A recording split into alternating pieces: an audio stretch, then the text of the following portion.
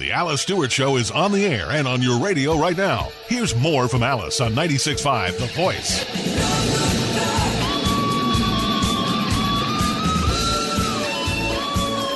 Well, welcome back to the Alice Stewart Show, 7:45 here in Central Arkansas. Joined in studio this morning with Laurie Lee. Laurie, great to have you here. Good morning. I'm excited about this next guest. I've known him for years on the presidential campaign trail, and he will be speaking tomorrow night at the Clinton School. I'm joined with Mark Halperin. He, along with John Heilman, wrote the sequel to Game Change that many are familiar with, the story of the 2008 presidential election. And the sequel, so to speak, is Double Down, which is now out on bookshelves. Mark joins me this morning. Mark, great to have you here. It's great to be back in Little Rock, sort of. Yeah, so you will be here tomorrow night speaking at the Clinton School at 6 o'clock. I encourage folks to go to their website and RSVP. Generally, you have to bump it up to a bigger venue because you and John are so popular. So we look forward to seeing you tomorrow night. I want to ask you first about Double Down, and you and I and John did speak, and you, quote, interviewed me for this, but evidently I didn't give you any good dirt because it's not in the book. But what is in the book, a couple of interesting things is we'll start first with the Republican side and talk with Mitt Romney and who he was mulling over prior to his decision for a vice president. Was Chris Christie was one of those being discussed, the New Jersey governor, and the fact that he may have been passed over because you've heard through sources that Romney thought he was a little overweight and was late all the time for events. Well, those were certainly two things that were discussed within Governor Romney's world. I don't know that, based on our reporting, I wouldn't say that those were at the top of the list of things right. that gave Governor Romney pause, but they certainly did bother him. Governor Romney has kind of got a fetish for physical fitness and definitely for being on time, just like President Bush 43, who said late is rude. And we report on one event where Governor Christie was so late for the event that Governor Romney, who was supposed to be introduced by Governor Christie, ended up kind of being the warm-up act. And Governor Christie showed up while Governor Romney was speaking and then got to speak less. There were a lot of other things, though, that Governor Romney's folks found in looking at Christie's background that did give them pause. Governor Romney didn't want a situation like with Governor Palin 4 years earlier where controversy abounded. And so people can read the list of things that Governor Romney was concerned about. None of them are huge smoking guns, but all of them will be factors, I think, if Christie runs in 2016 himself. And you also delve into the VP selection process that many refer to as a Project Goldfish, and all of the potential candidates for VP had specific nicknames. Tell us about Project Goldfish. Well, the people who were doing the vetting were very concerned about secrecy. That was one of the things that Governor Romney and his team put a premium on. So these two young guys who were kind of the research coordinators, they like those goldfish crackers that probably some of your listeners enjoy, maybe not for breakfast, but so they gave each of the candidates, prospective candidates, aquatic nicknames. Probably the least clever one is they called Paul Ryan Fishconsin to kind of use as a code so they could talk about them around the office without their colleagues who weren't in on the list knowing who was being considered. The Marco Rubio, Florida, was Pescata. Probably the one that's gotten the most attention is for Governor Christie. He was known as Pufferfish. Right, another hit on him not being so fit. And also another thing that came out, obviously, and this was talked about, and it happens often in re-election campaigns, but there's talk that President Obama was going to take Joe Biden off the ticket and bring Hillary Clinton on as his VP in this re-election. Well, this was in the fall of 2011, about a year before Election Day, when the president was in a world of hurt. His poll numbers were, at that point, the worst they've been.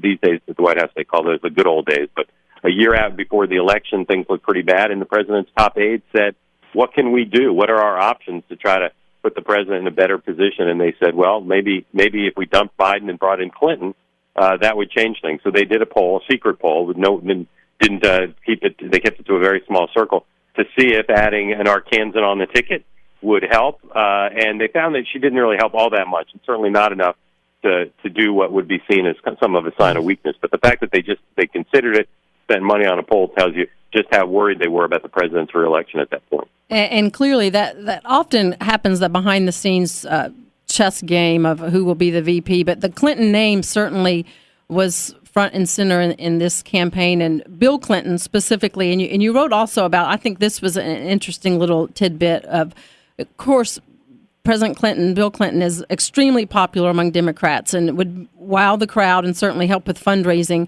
But there was word in your book that the Clinton's then gatekeeper, as Doug Band, issued an ultimatum to the Obama campaign saying that the price for Bill Clinton's involvement in the campaign was to retire Hillary Clinton's balance due, basically retire all of her debts, which were quite hefty. Tell me about that. Yeah, well, Alice, as you know, Secretary Clinton ended her presidential campaign with a debt, and it's hard to retire those debts when you're no longer a candidate, when you're no longer the prospect of being the commander-in-chief. Harder to raise money. So one of the big themes, the big relationships in our book is between President Obama and President Clinton, who, of course, ended 2008 not on the best of terms. And President Obama, in that same period I was talking about before, fall of 2011, decided something he rarely decides, which is he needed the help of another human being, in this case of Bill Clinton.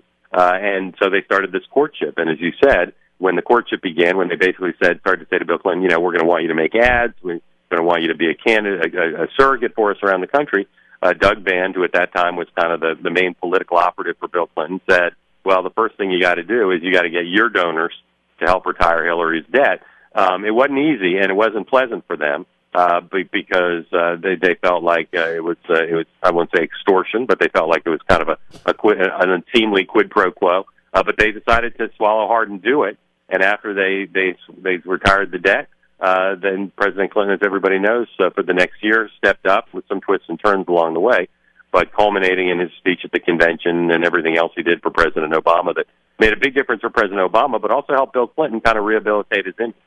Right. He certainly became very popular and certainly was someone that not only the crowd liked and the fundraisers liked, but even the media certainly liked him as he made the appearance in the press room. Laurie has a question. Hey, Mark, this is Laurie. I wanted to ask you about, after the first debate, it didn't seem like President Obama was doing very well, and you write about his regrouping. Can you go into that?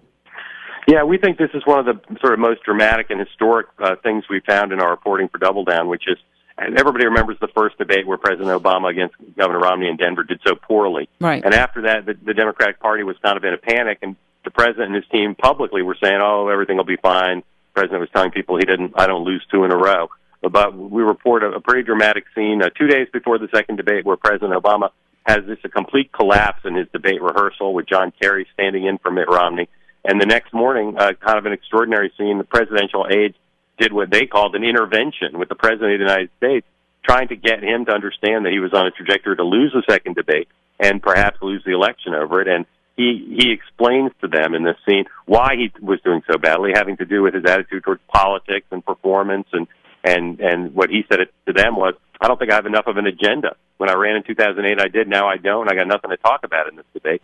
That scene is in some ways kind of the ultimate moment of the campaign, because while in the end the president won pretty handily, his aides, as I said, thought he was on track to lose the second debate and have the election tighten up quite a bit. Right. Things were looking very dire for him after that debate, especially with after Benghazi and the economy the way it was. But went to some Frank Luntz focus groups after that, and people supported him anyway because he was a likable guy and he was more engaging than Romney. And I think that was a big factor. We've got 1 minute left, but before you go, I want to ask you a quick question. Here in Arkansas, obviously the home of Bill Clinton and Governor Mike Huckabee, what about the potential for a Hillary Clinton face-off in 2016? Well, I think Hillary Clinton, if she runs, would be a prohibitive favorite to be the Democratic nominee. And I think Governor Huckabee, and I'm not just saying this because Alice is here, I think Governor Huckabee is a very strong and underrated candidate for 2016. I think he would have been a strong candidate. We write about him in Double Down in 2012, and I think his strength in Iowa, that likability factor, the experience in having run before, he's still got to get over the hurdle of fundraising, which was a big problem for him in 2008. But if he can figure out a way to either run cheap or raise more, I think we could end up seeing an all-Arkansas final, which would not be so bad. It would be pretty exciting. Those Eat Place would be happy. Mark Halperin, look forward to seeing you and John Heilman tomorrow night at the Clinton School at 6 o'clock here in Little Rock, and Game Change on the bookshelf, or Double Down on the bookstore shelves right now. Mark, thank you so much, and look forward to seeing you tomorrow. See all y'all tomorrow. Thank you. Take care. Laurie, thanks for joining us this morning. Been a lot of fun. Appreciate you tuning in. That wraps it up for this edition of the Alice Stewart Show. Make sure you tune in tomorrow. Have a great day.